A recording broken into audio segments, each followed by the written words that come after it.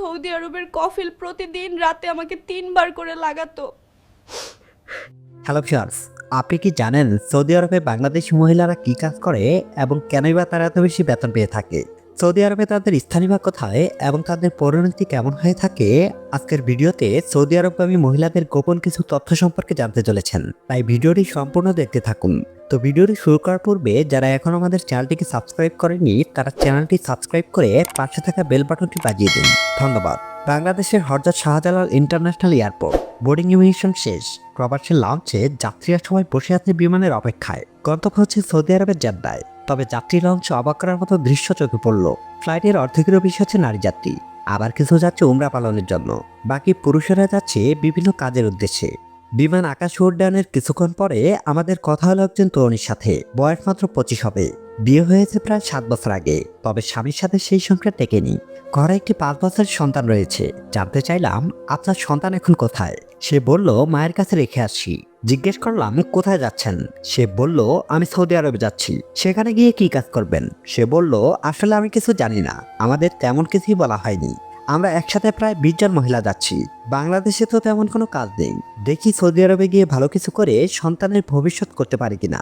ফ্লাইটের অন্যান্য মহিলাদের চোখ মুখেও খুশির ছাপ। তাদেরকে সবাইকে নিয়ে যাচ্ছে নামমাত্র টাকায়, মাত্র 1,70,000 টাকায়। বাংলাদেশেরই কিছু পুরুষ দালালেরা সেই এয়ারপোর্ট থেকেই প্রত্যেকটা মহিলাকেই চোখে চোখে রাখছে। কিছুক্ষণ পরে এক মধ্যবয়সী মহিলার সাথে কথা হলো। তার 2টি মেয়ে সন্তান রয়েছে। স্বামী দ্বিতীয় বিয়ে করে আলাদা থাকে। তাকেও জিজ্ঞেস করলাম কোথায় যাচ্ছেন? উনি বলল সৌদি যাচ্ছি। বললাম কি কাজ করবেন?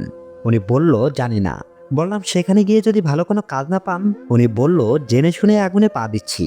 ওই দিনের ফ্লাইটে যে সকল মেয়েরা জেদ্দায় পৌঁছালেন তারা সবাই কাজের উদ্দেশ্যে এসেছেন।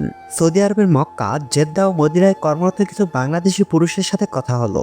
তাদের কাছ থেকে বাংলাদেশ থেকে আসা মহিলাদের কথা জানতে চাইলে তাদের প্রত্যেকের মুখ একেবারে কালো হয়ে যায়। তারা বলেন মহিলাদের ভালো কাজের কথা বলে নিয়ে আসলেও তাদেরকে মূলত বাসাবাড়িতে কপিলের হাতে তুলে দেওয়া হয়। সারাদিন অক্লান্ত পরিশ্রম করে বাসাবাড়ির সকল কাজ শেষ করে রাতে যখন ঘুমাতে আসেন তখন কপিল এবং কপিলের ছেলে ঝাঁপিয়ে পড়ে তাদের শারীরিক চাহিদা মেটানোর জন্য। যদি কোনো মহিলা এই কুপ্রস্তাবে রাজি না হয় তাহলে তার উপর চলে অমানবিক নির্যাতন, যেমন রুমে বন্দি করে রাখা, ঠিকমতো খেতে না দেওয়া, গরম খুঁতে ছেঁক দেওয়া এবং জোরপূর্বক তার সাথে অবৈধ কাজ করা হয়। আর এসব কাহিনী সৌদিতে কর্মরত প্রত্যেকেই বাংলাদেশি জানেন, কিন্তু কেউ সহজে মুখ খুলেন না। সৌদি আরবে নির্যাতিত হওয়া একজন মহিলার কাছে জানতে চাইলে তিনি হাওমাও করে কেঁদে ওঠে এবং তিনি বলেন রাত তখন গভীর, বাসা সবাই ঘুমিয়েছে, আমিও ঘুমিয়ে পড়েছিলাম, কিন্তু হঠাৎ করে অনুভব করলাম আমার শরীরের উপর কারো হাত দুটো ধীরে ধীরে ছুঁয়ে যাচ্ছে আমার স্পর্শকাতর জায়গাগুলোতে। আমি কিছু বুঝে না ওঠার আগেই আমাকে চাপড়ে ধরেন। আমি চোখ খুলে দেখি এ তো আর কেউ নয়, যে বাড়িতে কাজ করি সেই বাড়িরই কর্তা। আমি কিছু বুঝে উঠতে পারছিলাম না আসলে এখন কি করব।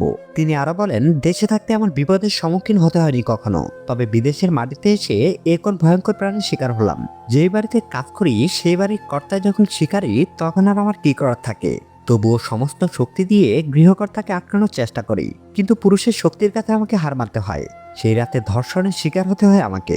বাংলাদেশে থাকতে কিছুটা আরবি আয়ত্ত করি, সেটা দিয়ে গৃহকর্তীকে খুলে বলার চেষ্টা করি। সবটা শুনে গৃহকর্তী উল্টা আমাকেই ধমকাতে থাকেন এবং বলেন এই ঘটনা যাতে বাইরের কেউ না জানে, যদি জানে তাহলে আমার খবর আছে।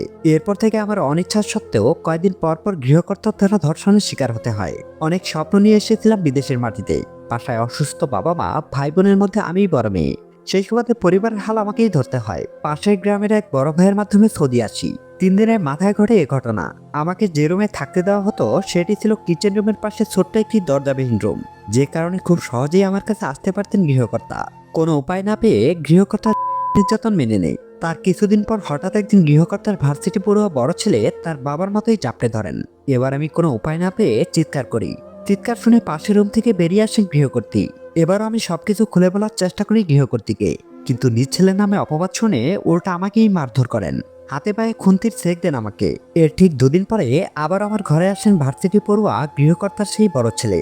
এবারও তাকে সর্বোচ্চ বাধা দেওয়ার চেষ্টা করি, তখন ছেলেটি আমার পর নির্যাতন করা শুরু করে। বাধ্য হয়ে মেনে নেই বাবা ছেলে নির্যাতন।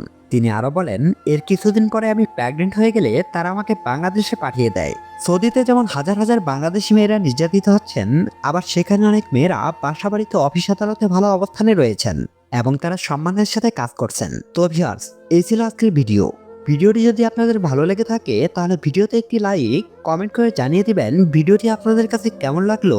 আর এরকম ভিডিও পাওয়ার জন্য অবশ্যই চ্যানেলটি সাবস্ক্রাইব করে পাশে থাকা বেল বাটনটি বাজিয়ে দিবেন। এতক্ষণ সাথে থাকার জন্য ধন্যবাদ।